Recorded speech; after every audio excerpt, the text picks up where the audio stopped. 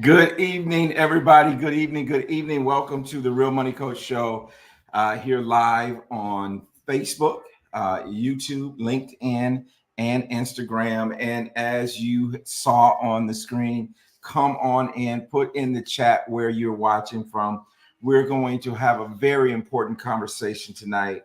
And you need to be here to hear this conversation, to get information, to be informed of what is going on in the political landscape.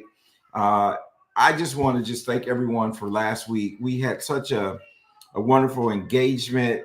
People were in the chat. I heard a lot from people afterwards as we were talking about part one, our part one anyway, of the Project 2025.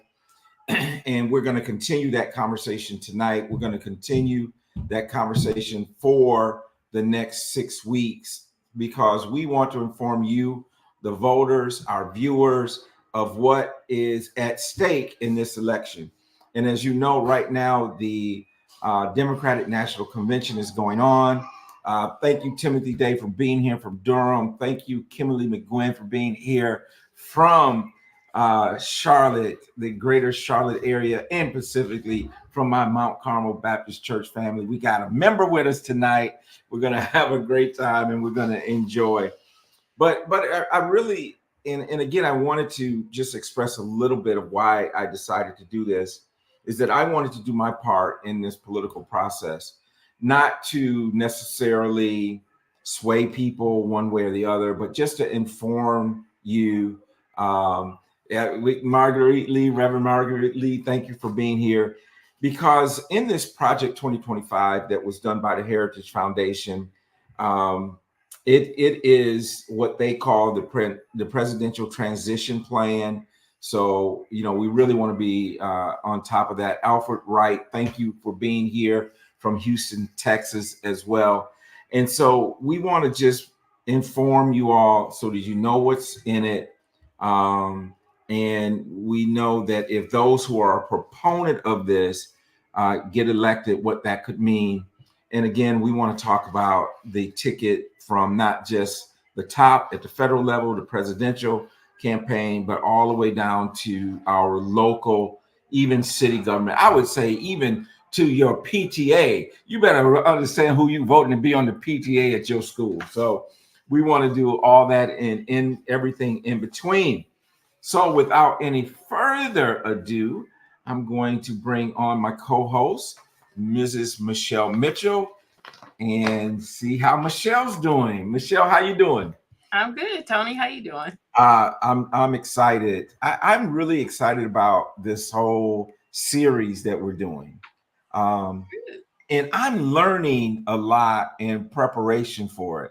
Alice Martin, thank you for being here. Ray Jackson from Fort Worth, Texas, thank you for being here. Ray is a great guy. Rose as well. And so, you know, it's just so much. And I think, and you keep hearing this about this election, right? You keep hearing that this may be the most important election of our lifetime. Mm-hmm. And, you know, I know we say that sometimes every 4 years, but it really does have that feel this time around. Honestly, it does. And so, two very opposite, opposing views on governance and, you know, what that means. And Right. so, up there in Michigan, what's the political environment like there? I mean, Michigan, is it considered a swing state, or I know Michigan is a swing state because if you look at the electorate, like the majority of the people are on the east side of the state. So all of the rest of the state, you know, kind of votes opposite of the east side of the state. Right. You know, except for this little county called Kalamazoo.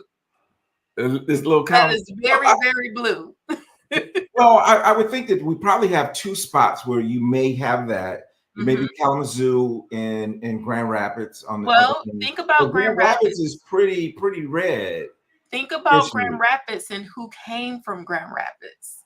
The DeVos and, you know, No, those. Gerald Ford, True. president. So, Yes. So it's very conservative. Right. Um, I mean, the Yeah. people on the west side of the state are definitely more conservative than people on the east side of the state. So So Wayne, McCollum, Oakland right, right. County, that But because Metro the Detroit. population is so heavy, it tends to shift the electorate. So Absolutely. yeah. Errol, thank you for being here. Errol from Florida is in the house. So Yes. yeah, and so I think it's so important as we talk about individual states. And I'm drawing a blank on her name now, but the young lady from Texas that spoke last night at the Mm. DNC. Oh, I didn't see that. Yeah, she's a bad sister. I mean, she's I saw her on the Breakfast Club and she spoke real well. Claiborne and Mm-hmm. Warnock and Warnock a preacher, so I'm gonna like him anyway. Well, I thought he was delivering a sermon. I did catch that. Well, listen, tonight we are actually going to get into we're going to get into this project 2025, talking about the criminal justice department. And um, I called it, in many things I called it criminal justice reform, but probably the proper name would be the elimination of criminal justice reform, because that's really what they're out to do. And we are very, very blessed to have with us tonight Judge Elisa Chinn-Gary back with us again. She was on the show before, and it was a great show.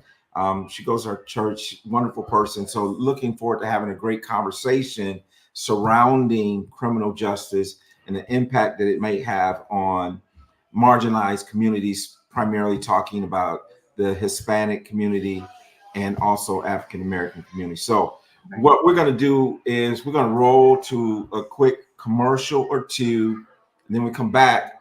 I'll share with you. Many of you may have seen this video that I put out on social media, but we're going to play that to kind of set the stage, and then we'll have our special guest for the evening come on and join us in the conversation.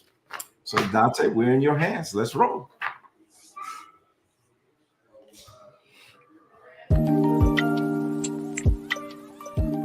Do you have passion for your business but feel like your finances are falling short?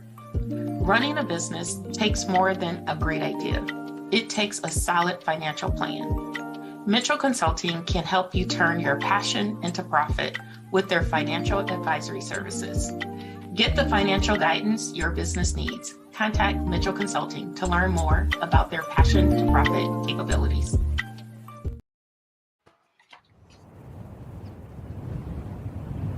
Take control of your finances today with the Real Money Coach. Our free financial wellness checkup offers personalized insights and strategies to secure your financial future. Don't miss out on the clarity and confidence you deserve. Visit www.therealmoneycoach.com now. That's www.therealmoneycoach.com right now to start your journey towards financial freedom. Your future self will thank you. All right, Michelle, for those and let me remind everyone, the podcast is there. If you happen to miss this and you just want to listen to it on Apple, Google, Spotify, any of those, it is available as a podcast. For our podcast, thank you, Ms. Thornton, for being here. Good to have you here as well. How do people get in touch with you that might be listening and not necessarily seeing the video? Sure. I'm going to direct you to our website at mitchellconsultingservice.com, and you can reach out there. There's a pop-up to join our financial empowerment roundtable, and it's free. So you should join. And Michelle, you're gonna be attending or speaking somewhere. I think I saw that here recently too. Something coming up that you were kind of excited about, man. Oh, yes. I will be attending Appy Camp That's what it in was. September. Yeah, I will be attending Appy Camp.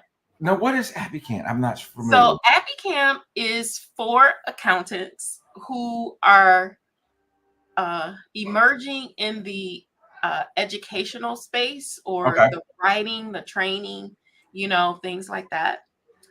So we are being trained by some of the best and being introduced to fintech companies who Got it. would use our services. So I could train or I could write for any of these fintech companies.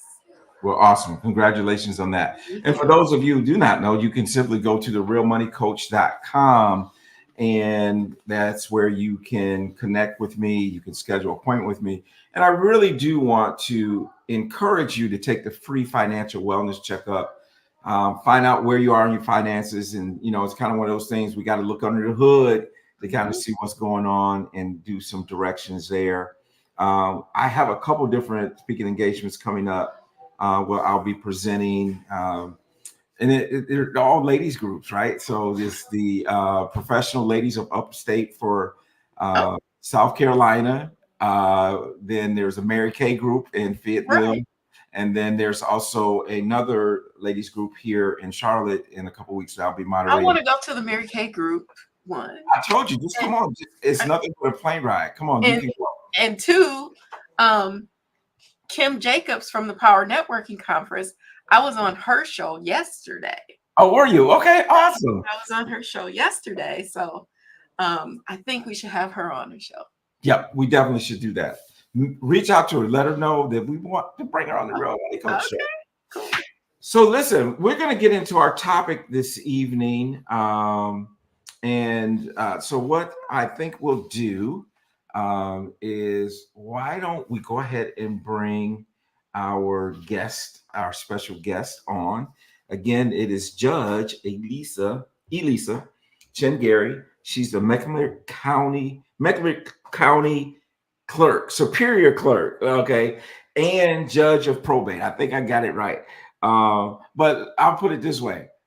She in charge of the whole court. Okay? Right, she in charge, right?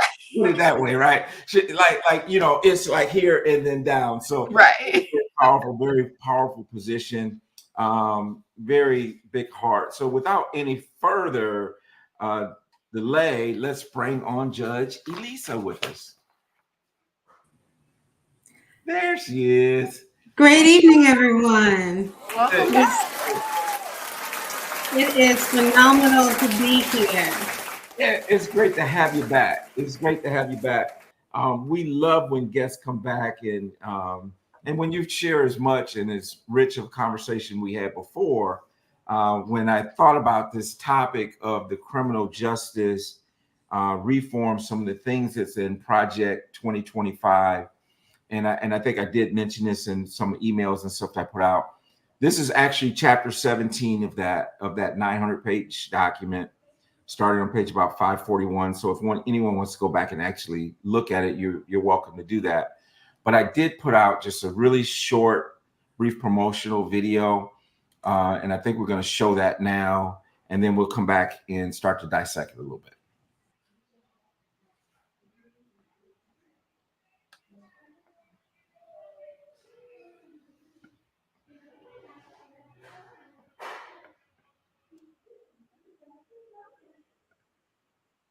Part 2, and its potential impact on African American communities. On Tuesday, August 20th at 8 p.m., we'll explore how expanded law enforcement could worsen economic inequality and perpetuate cycles of poverty and incarceration. This portion of Project 2025 is found in Chapter 17 of the 900-page document. Project 2025's expansion of law enforcement and capital punishment may disproportionately affect African Americans. Despite being 13% of the U.S. population, African Americans represent 33% of the prison population, highlighting systemic racial disparities in the criminal justice system. The economic impact of overrepresentation in the criminal justice system is significant. Incarceration disrupts employment, leading to long-term unemployment, which exacerbates the wealth gap between Black and white households. The median wealth of white households is nearly 10 times that of African American households, a disparity that is only widened by the economic consequences of mass incarceration. Increased law enforcement efforts under Project 2025 could lead to more encounters between African Americans and police, fueling the cycle of incarceration. Racial bias in policing and other discriminatory practices result in higher arrest and incarceration rates for African Americans. The financial burden of the criminal justice system on African American communities is severe. Legal costs and loss of income due to incarceration push families further into poverty, contributing to economic marginalization. The emphasis on capital punishment under Project 2025 is concerning. African Americans are disproportionately sentenced to death, especially when the victim is white, reflecting systemic racial bias in the justice system. According to the Death Penalty Information Center, African Americans make up 41% of death row inmates, despite only comprising 13% of the population. Project 2025's expansion of law enforcement and capital punishment could devastate African American communities. It risks perpetuating poverty, exacerbating economic inequalities, and entrenching racial disparities in the justice system. Join us for this very important conversation on the Real Money Coach live show on YouTube, Tuesday, April 20th at 8 p.m. Eastern. With our special guest, Judge Elisa Chinn-Gary, we will delve deeper into these issues. Subscribe to our YouTube channel so that you will be notified when we go live. Thank you for watching, and we hope to see you there. So here we are. So here we are. I just want to give 5 points, and then I want you guys to kind of, let's just dive into it. So the emphasis on law and order, Project 2025, there's 5 bullet points here. Increasing policing and surveillance to maintain law and order. Number 2, expand police forces and increase funding for law enforcement agencies. Implement advanced surveillance technologies. Advocate for tough on-crime legislation that imposes severe penalties for a wide range of offenses, and then prioritize incarceration over rehabilitation. Wow. Now, Wow. you just dropped the mic, Dr. Chin-Chi.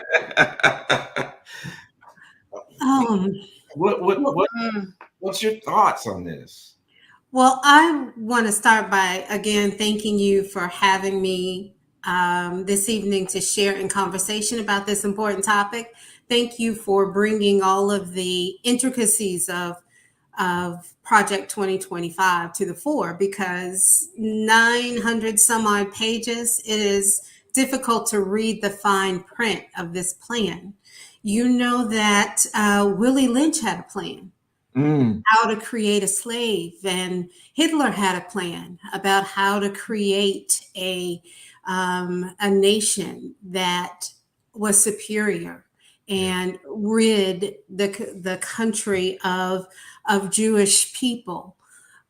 This is a plan, and it is not a plan that benefits, I believe, people of color, nor do I think it benefits democracy or our nation as a whole. So I appreciate the way that you have postured this conversation in having a conversation about how it harms even more people of color. We already are trying to struggle and survive in a system that is oppressing and underserving people of color, where justice is not meaningful to the degree that it should be. So some of the 5 things that you mentioned would even bring greater harm to our families, to our communities, to our legacy, and negatively impact generations to come. Yeah, I mean, it is really a mouthful. And, as we were talking about, even last week, we were talking about the Department of Education. When you look at some of the things that this part of the project does, it undoes a lot of the criminal or the justice reforms that have been taking place over the last few years. And we already know, as you mentioned so eloquently, that we already behind. And now this kind of is, I've heard people call it Jim Crow, 2.0, and different things in it. So, and one of the things that we didn't address, and I think that we want to do before we leave, is that part of this is also dealing with immigrant, immigrants, Immigration. immigration. Thank you. I've just heard immigration. So part of it is tough on immigration as well. But this whole thing about in putting more people in jail, less resources for reform, less resources for rehabilitation. It's a scary thought to me. And if you read it, it actually talks about the privatization, further privatization of the prison system, because they're projecting that they won't have enough room for the number of people who will end up in incarceration because of this.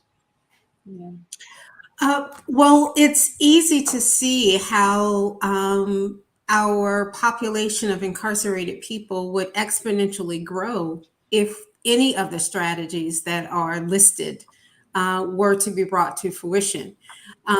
Project 2025 talks about putting armed military at the borders. So, not simply talking with officials about how to come into the country, but to have guns, and guns kill people, right? So, Right. so that means locked and loaded and ready to evoke a military state at our borders at any given time.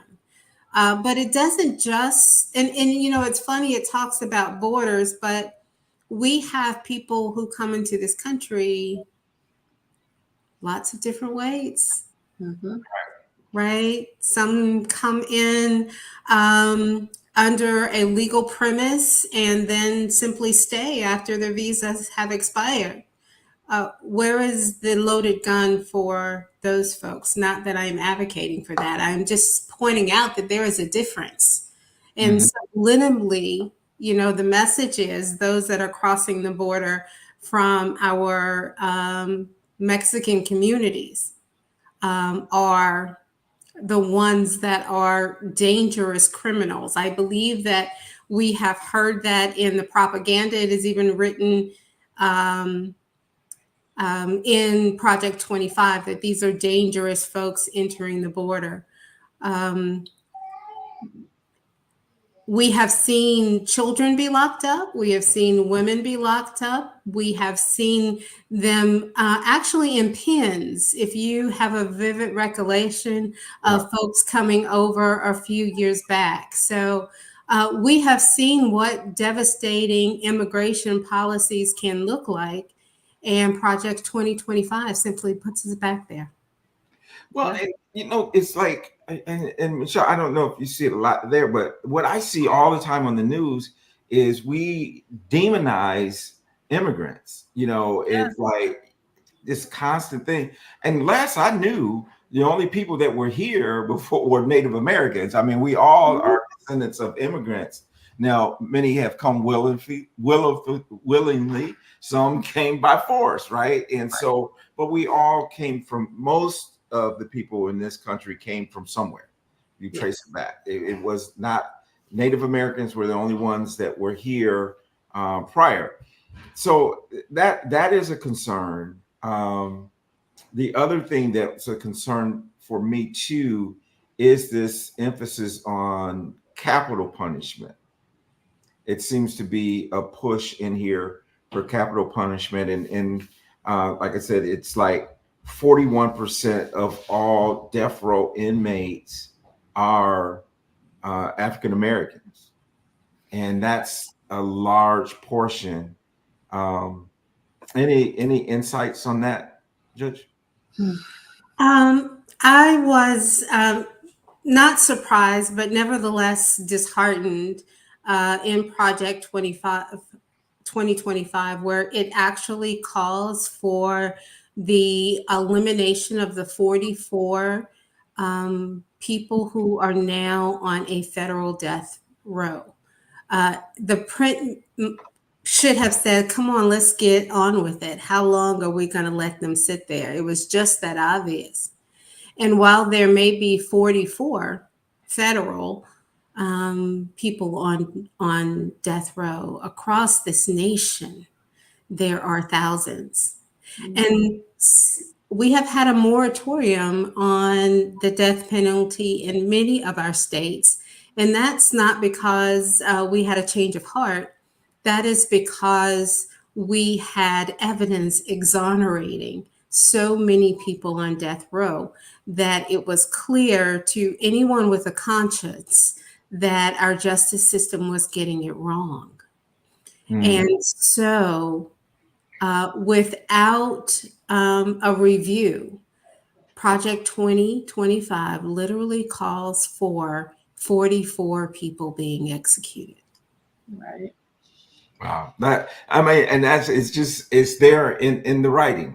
Yeah. And so, um, and I think about all the stuff that we're talking about, and you remember the war on drugs, right? That was kind of instituted by, I believe it was Nixon, and then taken to another level with Ronald Reagan, where it was this war on drugs, and then I think even after that, Bill Clinton had 3 strikes and you're out. We've had these types of things happening before that's created these disparities in the justice system, and it seems like this kind of takes us back into some of that. Yeah.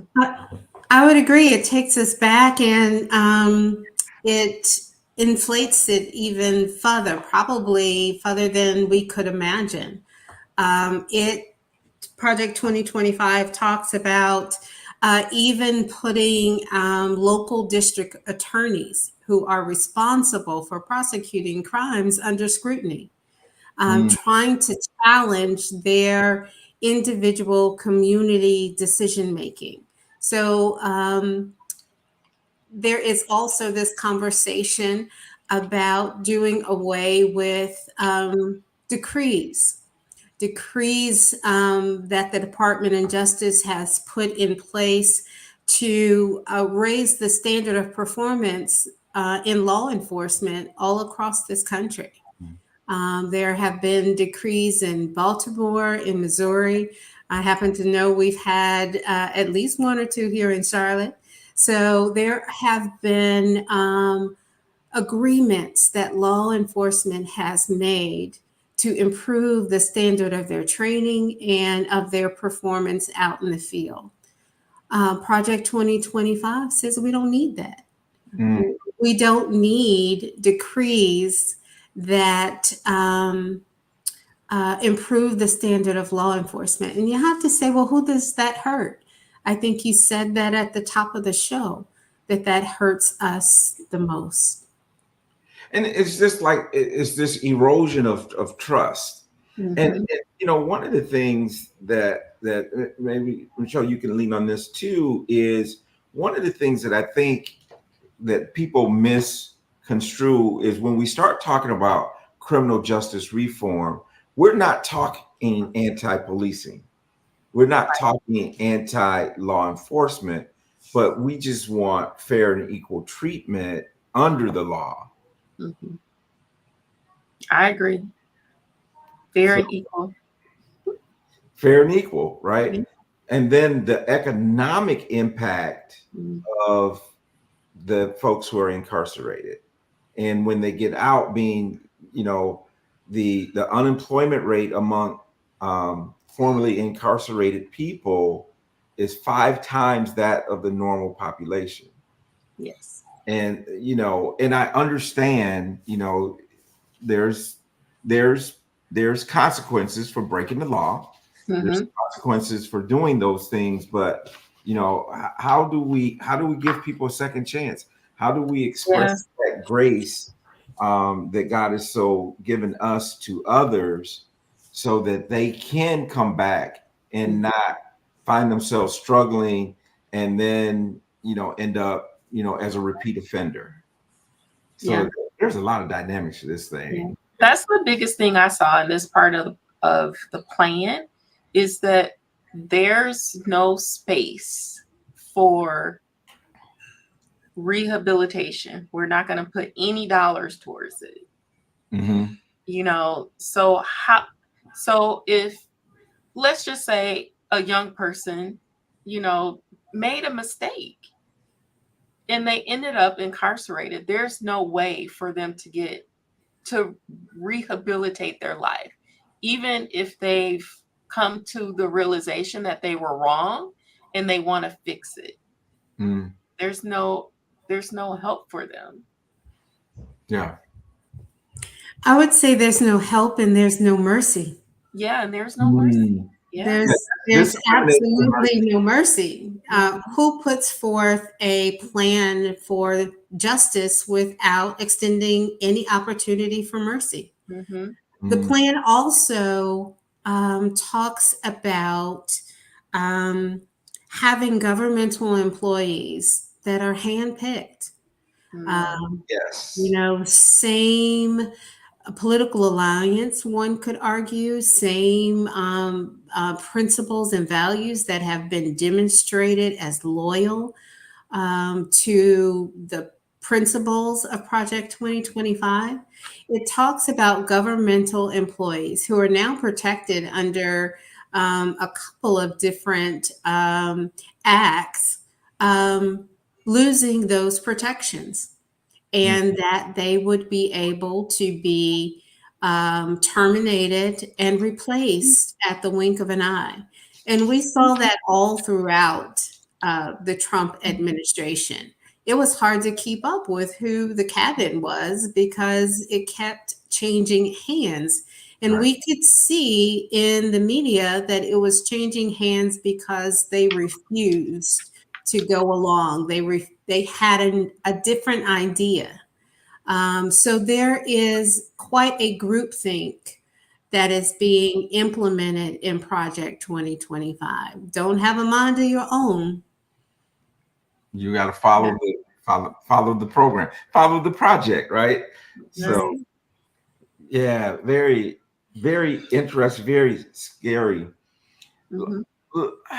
I don't know if any of you remember or watched the movie 13. You know, and the movie 13th, you can check it out on Netflix. It's about the privatization of the prison system. I think I did. Yeah. And there's a big part of this Project 2025 that focus on the privatization of the prison system, that it becomes profitable. And so, of course, if you want a larger free workforce, then you have more people incarcerated. That's more free labor. Have you saw, and I know there's a little bit of that, I believe, even in North Carolina, where there's some privatization of, or at least the operation of some prisons or something. Any insights that you might have on that from your seat? Well, I think we can talk about 2024, or we can talk about 1824. You know, we can talk about really being locked down and forced to do the work so that others profit. North Carolina in particular has a rich history of convict labor. Charlotte is still enjoying the wealth of that history. We're known as a banking institution, but we had a lot of what they called convict labor at the time, building roads. We had a major portal here in the Charlotte community that actually leased out inmates to other parts of the state in order to build roads. We know that historically, we spent a bit of time talking about the death penalty. We know that the death penalty is has evolved from terror lynchings. So whether we are talking about our community enduring lynchings, whether we are talking about mass incarceration, whether we are talking about today and the system of building wealth off of incarcerated people. It looks the same. It's just seasoned a little differently Look from the same, smell the same. century to Yeah, century. got the same stench. Yeah. So, and of course, I think as we look at some of these things and we look at some of the progress we made from Black Lives Matter movements and some other things, I'm concerned about the police brutality, racial profiling, those type of things could really go to another level. We know they already exist, but what would it mean if there's no body cams, if there's no accountability? And then the other thing was the mandatory minimum sentences that taking away some of the judges. In my understanding, and you can help me, that takes away some of the judges' discretion in terms of sentencing. Is that how that works? That's absolutely it. It really creates the sentence before a guilty verdict is established. Mm. So it takes the power out of the jury's hand. It takes the power out of the judge's hand. It places it in the legislator's hand. And in this situation in particular, the whole premise of Project 2025 is to build power at the top. It is not about shared leadership. It is not about what is happening in our communities. It is not about our efforts to bring people back from incarceration and help them re-enter the community. It is about setting a very harsh policies at the top that we all will have to endure. I too was very concerned about federal law enforcement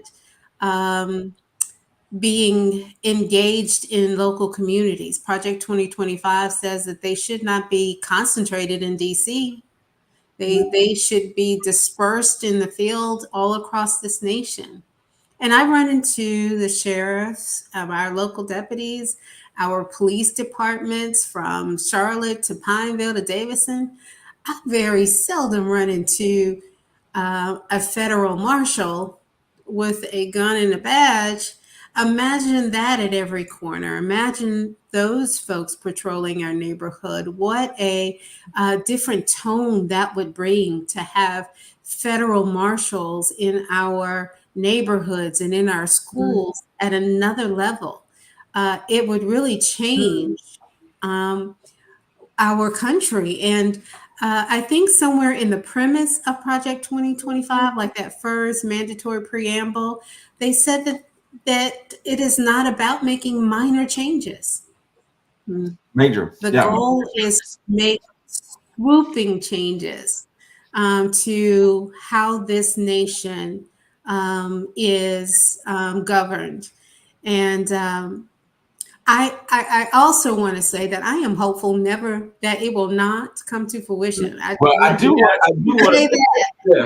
want to make that shift for sure. Because that was very dark and scary. Right, because we've laid out the dangers, right? We've laid out the horror of all of this, and so I do want to shift, and I know it talks a lot about the FBI and restoring, what they call law and order and all these types of things in there. So then, how do we as citizens? What do we need to do so that we can make sure that this does not become, law, that it does not become proposals on the floor of Congress and in the Senate and all those types of things? What should we be doing to ensure that those things don't happen? Well, I would say political engagement is a must. We must talk. We must educate ourselves. We must listen. We must understand what the strategy and plan is that stands against us so that we are prepared to rebut it. we should ensure that we are voting and encourage others and invite others to vote. I have a 17-year-old who registered to vote this year and will be joining our family in that process. I just think we have to understand. We have to talk among ourselves to make sure that all of the elements of Project 2025 are on the table. We need to listen to candidates, hold them accountable for what they say, ask them the hard questions, and then vote accordingly. And I'm excited about the possibilities at a local and federal level this year in terms of being able to shield ourselves from some of the harmful strategies of Project 2025. Absolutely. Yeah. Absolutely. And I would say that these are kitchen table topics that we that need to talk to our families about amongst ourselves, right? Yeah. Well, and one of the things I did get some really positive feedback from last week. I had someone tell me that they decided that they were going to have a watch party for Thursday night in terms of the DNC. Another lady watched the show and she said that she went to action. She went and volunteered to handwrite postcards to send to swing states. And we all can do our part. And I think we have to do more than our part. I mean, it's like we can't sit on the sidelines and say, if we shoulda, woulda, coulda, as Hillary Clinton said the other night, we need to make sure that we're voting your conscience, right? And so I don't want to be, I think it would be remiss to say that there's one part of this criminal justice part that I haven't studied it in great deal, but it talked about victim rights. And I just kind of wondered, if you have any thoughts on some of the emphasis it makes on victim rights and that type of thing. On the surface, it seems like that could be something that's good, but what's your thoughts on it, Judge? I don't believe that I read that portion thoroughly, but I can tell you that a little small paragraph. Okay, it's a little small paragraph. Well, that says a lot in and of itself, right? Right. But I do respect the rights of victims to be heard, to have their say, to be a part of the process. I think that in our best outcomes in the criminal justice system, they have the opportunity to be heard and sometimes to even be in a form of some mediation with the defendant and the defendant's family. I have seen some amazing reconciliation moments that still led to defendants being held accountable, incarcerated, but being able to be asked for forgiveness and to have forgiveness extended. So I think victims' rights are hugely important. But that is one factor in a criminal case, and there has to be a balance. Absolutely. So, I guess the bottom line is that, we need to educate ourselves, educate others, get out there, vote, and let people know what's going on and how important these things are. And even I'm thinking, and Judge Elisa, if you have any thoughts on local election, I want to ask you, are you up for re-election this year? I don't know if you are, but I also, what about the local politics? Any words of advice here at the grassroots level, local politics? I would say the same applies. Kitchen table conversations and educating yourself from a lot of different forums. Anytime you can catch a candidate in person, you're in the best place than reading on social media or reading someone else's opinion about them. And since I'm here in such good company with the money coach, I have to say that candidates need some coins. That's good. That's speaking for someone who's run before, right? That's right. And I've typically not been a someone who's given to political campaigns, but I this year I have even given to some, and I think it's important because when you look at the messaging, if the messaging is too one-sided, it's some people are locked in, right? Some people are locked in. They know who they're voting for. You're not going to change your mind. But there's a lot of people in that movable middle that are, not staunch Democrats, not staunch Republicans. They may even be registered as one or the other. It could be independent, it could be not registered at all. All those votes matter. And if people aren't getting the political commercials, all that stuff is, it's swayed it one way or the other, right? And so yeah, it's good to get the facts and so that we do have a level playing field. And of course, big money, corporate money, and all those type of things make it even more important for us who are in grassroots to give. So don't y'all be afraid to give a few coins. That's right. Don't be afraid.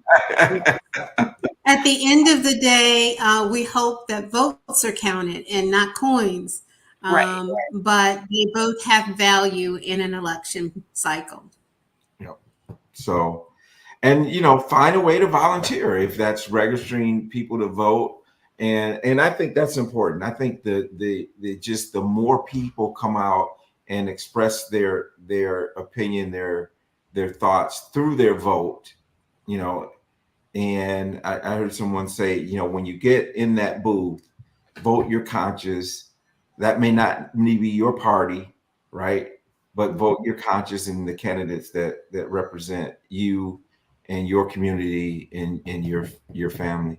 I think Noel Jones, I heard say the other day, is that he's at I think he said it this way, that I'm at a income class that I would benefit, but shame on me if I look to put someone in that I benefit from, but everyone else, that the 90% of people I know would be hurt by it.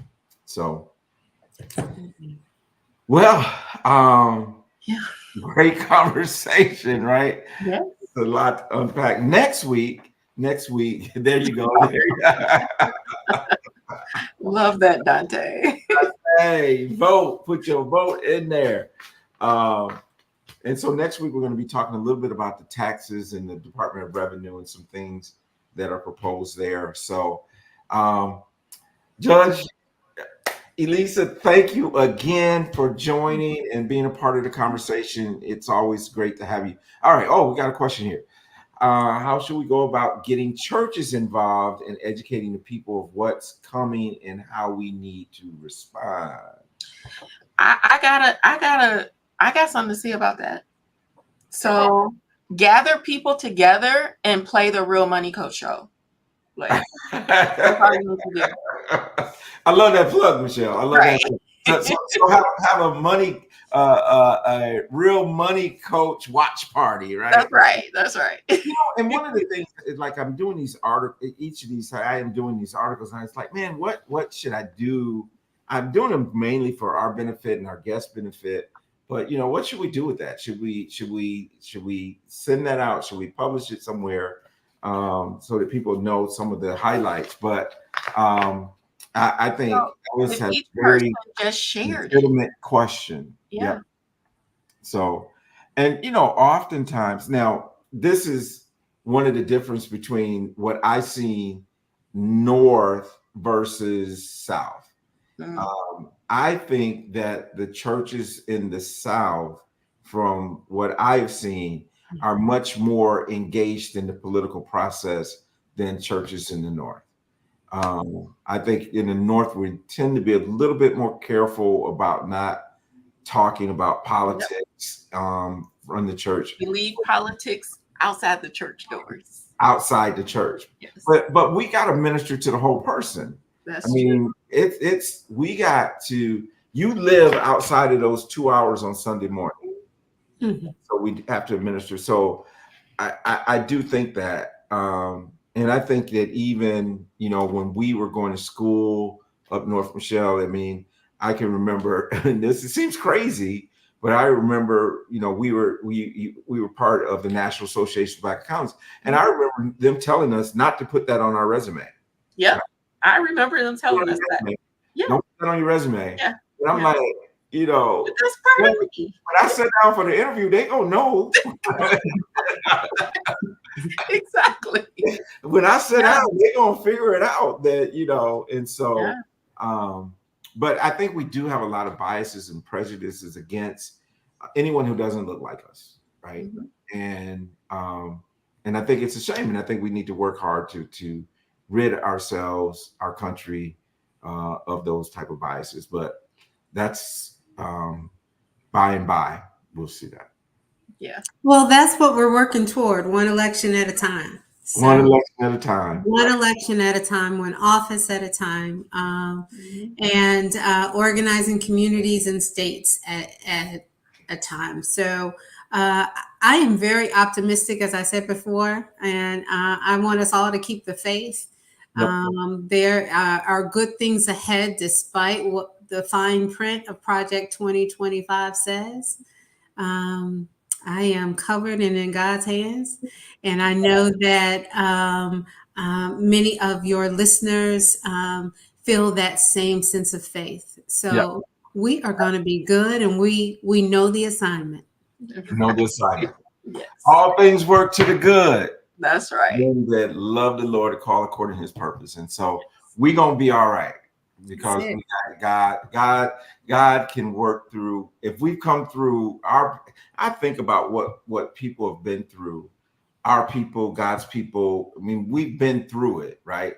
And God has never forsaken us. And there's no reason to believe, whether someone sees a document and they put a name on it, Project 20, that God is going to leave us. He's still on the throne, and it's going to be okay. But we have to do our part, because the faith without works is dead. And so we have to work as though it all depends on us. We have to believe and pray as though it all depends on God. And then we'll be all right. All right. Any last words, ladies, as we sign off? Been another great discussion. I just thank you for the opportunity. Invite me back. You're going to be back. Thank you so much for your willingness to come back and have these discussions. It's important. So with that, everybody, have a wonderful, awesome evening. We'll see you again next week. Same time, same place. God bless you. Take care. Have a good night. Good night.